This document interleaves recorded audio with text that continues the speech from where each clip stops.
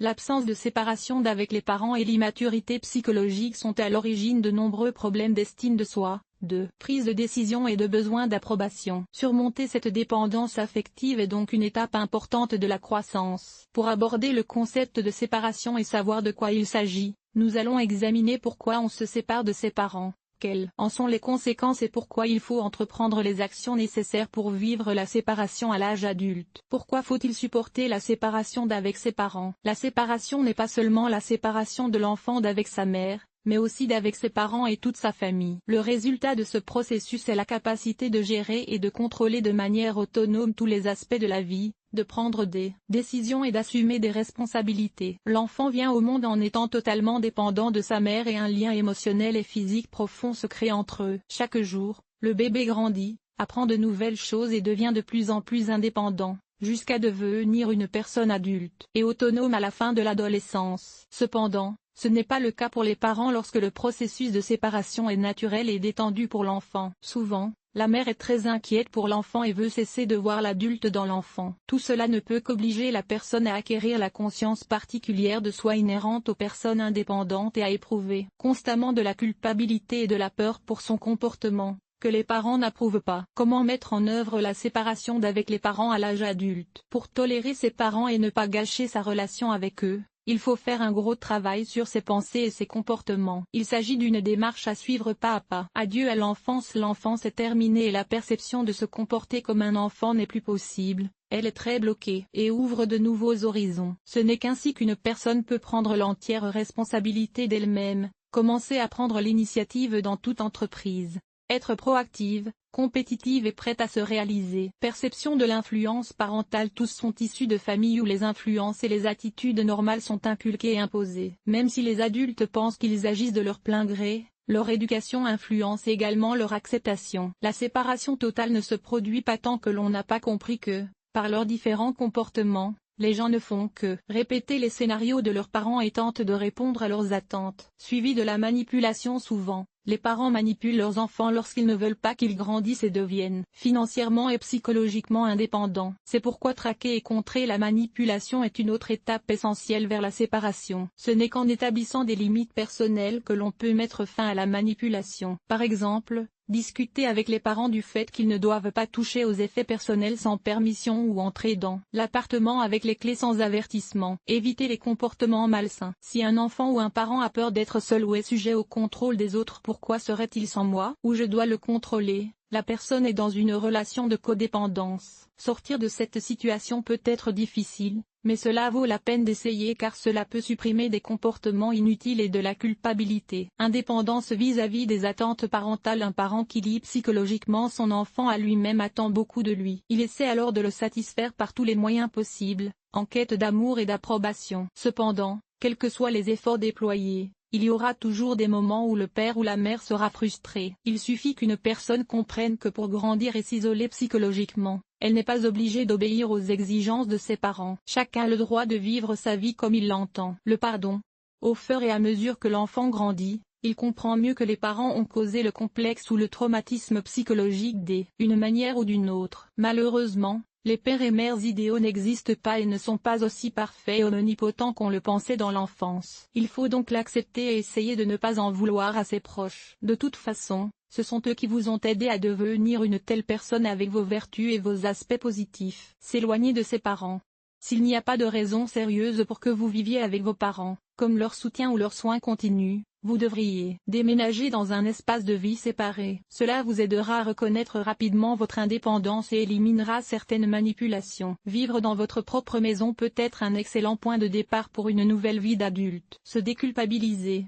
Il est peu probable que tous les points précédents puissent être abordés sans offenser le parent. Il s'agit d'une phase normale au cours de laquelle le parent essaie d'exercer son influence de la manière habituelle. Il est important de préciser votre décision encore et d'éradiquer la culpabilité, car ces sentiments peuvent être orientés dans une direction plus utile et plus productive. Les étapes de la séparation. La séparation d'un enfant de ses parents se déroule en 4 étapes, chacune ayant son importance et son impact sur le développement ultérieur de la personnalité de l'enfant. Si chaque étape est franchie complètement et à temps, l'enfant devient à l'âge adulte une personne mature et indépendante, prête à assumer ses responsabilités et à surmonter les difficultés et les problèmes sans l'aide de ses parents. De la naissance à 1 an, l'enfant est totalement dépendant de sa mère. Chaque mois, il acquiert de nouvelles compétences, aussi minimes soient-elles. Tout cela suggère qu'il existe une phase de séparation initiale où la mère doit soutenir le désir d'indépendance de l'enfant et ne pas interférer avec les soins excessifs qu'elle lui prodigue. La crise des 3 ans.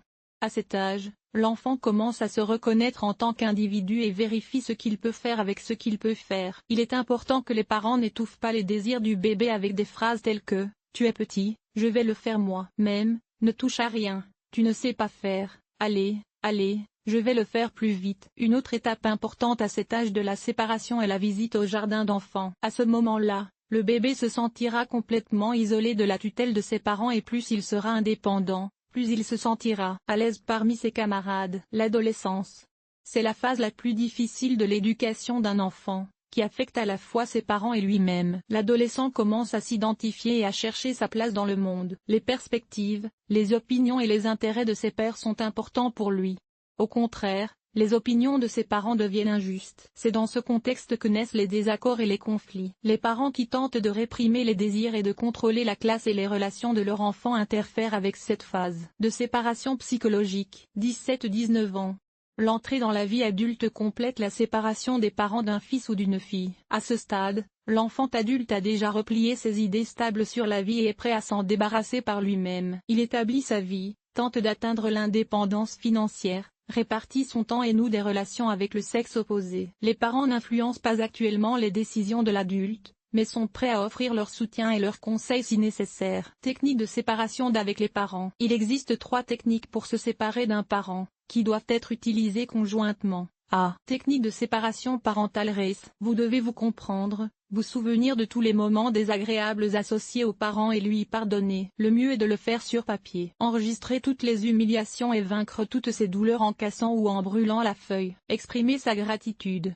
Les parents ont tant fait pour leurs enfants, même s'ils sont très communicatifs. Ils devraient leur en être sincèrement reconnaissants. Établir des limites personnelles. C'est l'une des techniques les plus difficiles, car il est très difficile d'éradiquer l'habitude d'interférer dans la vie d'un enfant. Cependant, cela vaut la peine d'essayer de le faire encore et encore. L'idée est de protéger l'espace personnel des personnes extérieures et d'établir un cadre de communication et des sujets qui ne peuvent être abordés. Ces techniques de séparation sont efficaces lorsque les 2 parties sont d'accord. Le parent se fait à l'idée que l'enfant doit entrer dans l'âge adulte de manière indépendante et cesse de s'immiscer dans toutes ses affaires. L'enfant se sentira désormais responsable de lui-même et de ses actes, et il cessera d'être craintif et maladroit dans ses décisions devant ses parents. Conséquence d'une séparation incomplète. Si une personne craint et se sent coupable de son comportement et de ses actes devant ses parents, et qu'elle essaie elle-même de justifier les attentes des autres, cela indique une séparation incomplète. Les conséquences de ce phénomène peuvent avoir un impact négatif important sur l'enfant qui grandit. Les plus courantes sont les suivantes. La personne n'essaie pas de fonder une famille. Il ne veut pas quitter ses parents pour s'installer dans une autre résidence. Il n'y a pas de stabilité financière et d'indépendance. L'enfant utilise l'argent de ses parents. Il ne reste pas longtemps au même endroit. Il est constamment frustré par ses activités et n'arrive pas à se réaliser. Les parents peuvent influencer l'éducation de l'enfant et leur propre vie familiale, si elle existe encore. Tous ces résultats montrent que la vie adulte d'une personne qui n'a pas été séparée psychologiquement de ses parents ne sera jamais complète, heureuse et satisfaisante. Comment la vie change après la séparation des parents? La séparation est un processus assez douloureux, mais une fois qu'elle est achevée, la vie est très différente. On développe une relation adulte avec le monde et on est capable de réaliser de nombreuses actions et comportements plus facilement et plus simplement. Si par où comment le savoir? Ne vous fiez pas aux décisions. Créer l'approbation ou la désapprobation des autres. Dire non sans ressentir de la culpabilité ou d'autres sentiments négatifs. Demander quelque chose sans être offensé par un refus. Construire des relations harmonieuses avec les autres malgré des opinions contradictoires. Subvenir à ses besoins financiers. Disposer de ses finances avec compétence. Exprime ton point de vue, qui diffère de celui de tes parents. Mes recommandations.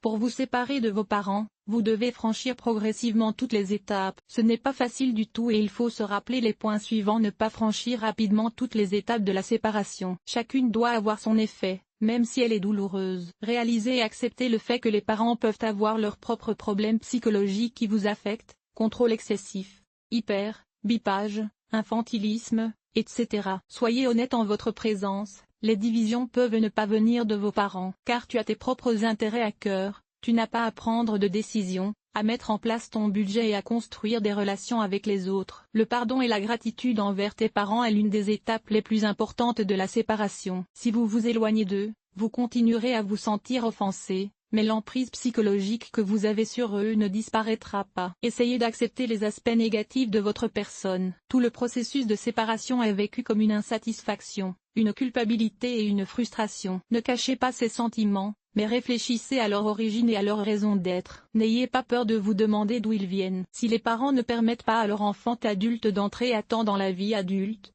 il doit apprendre à construire des limites dans sa relation avec lui-même. C'est le seul moyen de devenir indépendant et autonome, capable de fonder une famille et d'établir des relations saines avec ses propres enfants.